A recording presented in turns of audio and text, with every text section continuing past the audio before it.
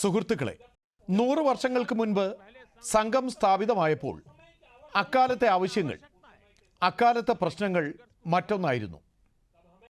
അപ്പോൾ നമുക്ക് നൂറ്റാണ്ടുകളുടെ അടിമത്തത്തിൽ നിന്നും മോചനം നേടേണ്ടതുണ്ടായിരുന്നു.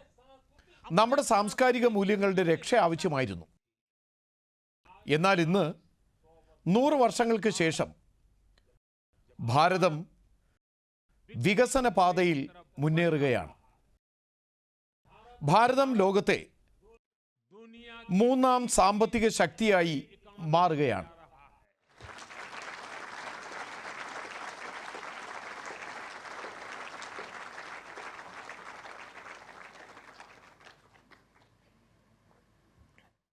രാജ്യത്തെ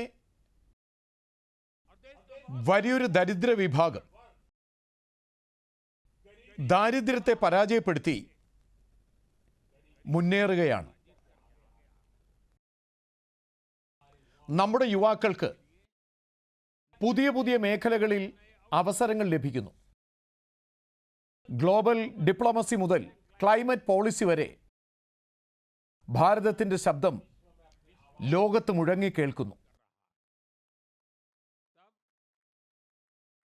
ഇന്നത്തെ വെല്ലുവിളികൾ വ്യത്യസ്തമാണ്, പ്രശ്നങ്ങളും വ്യത്യസ്തമാണ്. മറ്റുള്ള രാജ്യങ്ങളോടുള്ള സാമ്പത്തിക സഹായ അഭ്യർത്ഥന നമ്മുടെ ഐക്യത്തെ തകർക്കുന്നു. ഡെമോഗ്രാഫിയിൽ മാറ്റം വരുത്താനുള്ള ഗൂഢാലോചന. പ്രധാനമന്ത്രി എന്ന നിലയിൽ ഞാൻ വിനയത്തോടെ പറയുകയാണ്, വളരെ സന്തോഷമുണ്ട്.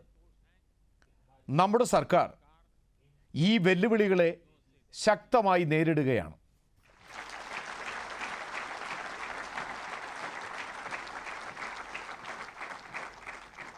അതുപോലെ ഒരു സ്വയം സേവകനെന്ന നിലയിൽ എനിക്കിതും സന്തോഷകരമാണ്.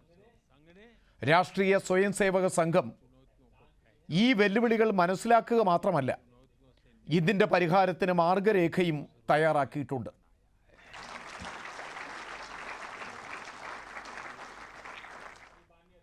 ദത്താജി ചില കാര്യങ്ങൾ പറഞ്ഞു. ഞാൻ ഒന്നുകൂടി അത് വിശദീകരിക്കാം. സംഘം മുന്നോട്ട് വയ്ക്കുന്ന 5 പരിവർത്തൻ, സ്വബോധ്, സാമൂഹിക സമരത, കുടുംബ പ്രബോധൻ, നാഗരിക് ശിഷ്ടാചാർ, പര്യാവരൺ. ഈ കാര്യങ്ങൾ ഓരോ സ്വയം സേവകനും രാജ്യത്തിന് നേരെയുള്ള വെല്ലുവിളികൾ നേരിടാൻ വലിയൊരു പ്രേരണയാണ്. സുഹൃത്തുക്കളെ, സ്വബോധ് എന്നാൽ സ്വയം തിരിച്ചറിയൽ, പ്രബോധ് എന്നാൽ അടിമത്വത്തിൻ്റെ കെട്ടുപാടുകളിൽ നിന്ന് മോചനം നേടി സ്വന്തം പാരമ്പര്യത്തിൽ അഭിമാനിക്കുക, സ്വന്തം ഭാഷയിൽ അഭിമാനിക്കുക. സ്വബോധ് എന്നാൽ സ്വദേശിയുമാണ്, സ്വയം പര്യാപ്തത നേടുക. എൻ്റെ ദേശവാസികളെ, ഇക്കാര്യം നന്നായി മനസ്സിലാക്കുക. സ്വയം പര്യാപ്തത എന്നത് പകരം സംവിധാനമല്ല, സ്ഥിരം സംവിധാനം, അനിവാര്യതയാണ്.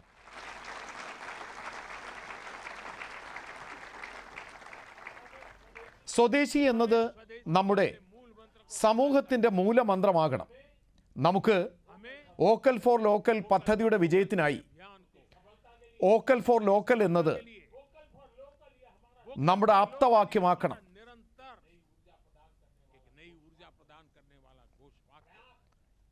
സുഹൃത്തുക്കളെ, സംഘം സാമൂഹിക തുല്യതയ്ക്ക് എപ്പോഴും പ്രഥമ പരിഗണന നൽകുന്നു. സാമൂഹിക തുല്യത, അതായത് പാർശ്വവൽക്കരിക്കപ്പെട്ടവരുടെ മുഖ്യധാരയിലേക്ക് എത്തിച്ച് സാമൂഹിക നീതി നടപ്പിലാക്കുക, അതിലൂടെ ദേശീയ ഐക്യം വർദ്ധിപ്പിക്കുക.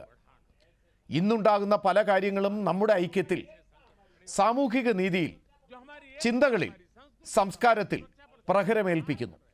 തീവ്രവാദ ചിന്തകൾ, പ്രാദേശികവാദം, ഭാഷാ വിവാദങ്ങൾ, ബാഹ്യ ഇടപെടലുകൾ മൂലമുണ്ടാകുന്ന പ്രശ്നങ്ങൾ, ഇങ്ങനെ നിരവധി പ്രശ്നങ്ങൾ നമുക്ക് മുന്നിലുണ്ട്.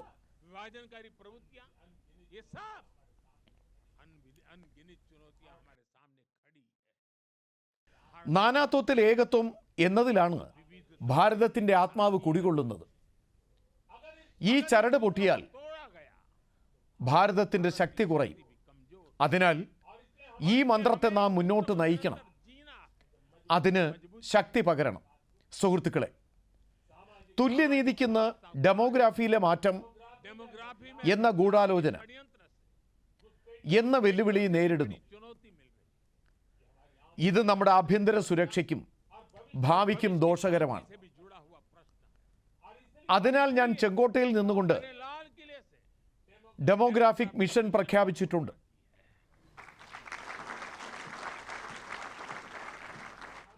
ഈ വെല്ലുവിളിയെ നാം ജാഗ്രതയോടെ നേരിടണം, ഇതിനെ ശക്തമായി നേരിടണം.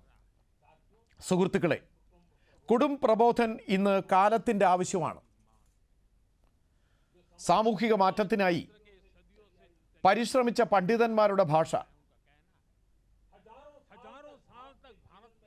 അവർ പറയുന്നത് നൂറ്റാണ്ടുകളായുള്ള ഭാരതത്തിൻ്റെ ശക്തി, അതിൻ്റെ ആത്മാവ് കുടുംബത്തിലാണ് നിലനിൽക്കുന്നതെന്നാണ്.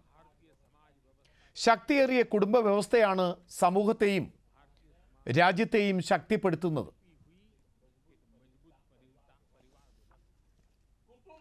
കുടുംബ പ്രബോധൻ എന്നാൽ ആ കുടുംബ സംസ്കാരത്തിൻ്റെ പോഷണം. ഭാരതീയ സംസ്കാരത്തിൻ്റെ അടിത്തറയാണിത്. ഭാരതീയ സംസ്കാരം ഇതിൽ നിന്നും പ്രേരണ ഉൾക്കൊള്ളുന്നു. ഇതിൻ്റെ വേരുകൾ ആഴത്തിലുണ്ട്.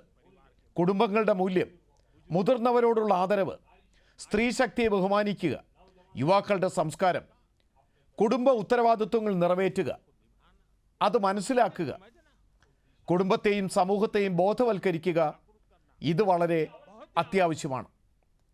സുഹൃത്തുക്കളെ, വിവിധ കാലങ്ങളിൽ മുന്നേറിയ രാജ്യങ്ങളെല്ലാം അതിൽ പൗരബോധം മുഖ്യ പങ്ക് വഹിച്ചിട്ടുണ്ട്. പൗരബോധം എന്നാൽ കർത്തവ്യബോധം. പൗരബോധം ഓരോ പൗരനും ഉണ്ടാകണം. ശുചിത്വബോധം, രാജ്യത്തെ സമ്പത്ത് സുരക്ഷിതമാക്കൽ, നിയമബോധം, അതിനോടുള്ള ആദരവ്, ഇതുമായി നാം മുന്നേറണം. നമ്മുടെ ഭരണഘടന വിഭാവനം ചെയ്യുന്നത് പൗരന്മാർ സ്വന്തം കർത്തവ്യങ്ങൾ നിറവേറ്റണമെന്നാണ്. ഭരണഘടനയുടെ ഈ ഭാവനയെ നാം നിരന്തരം ശാക്തീകരിക്കണം.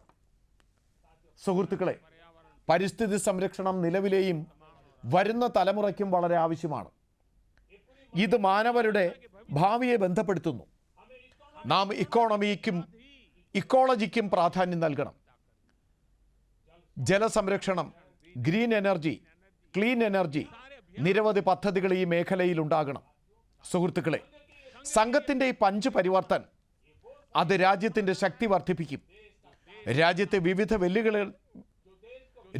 വിവിധ വെല്ലുവിളികളെ നേരിടാൻ സഹായിക്കും. 2047 വരെ വികസിത ഭാരത നിർമ്മാണത്തിനുള്ള അടിസ്ഥാന ശിലയാകും.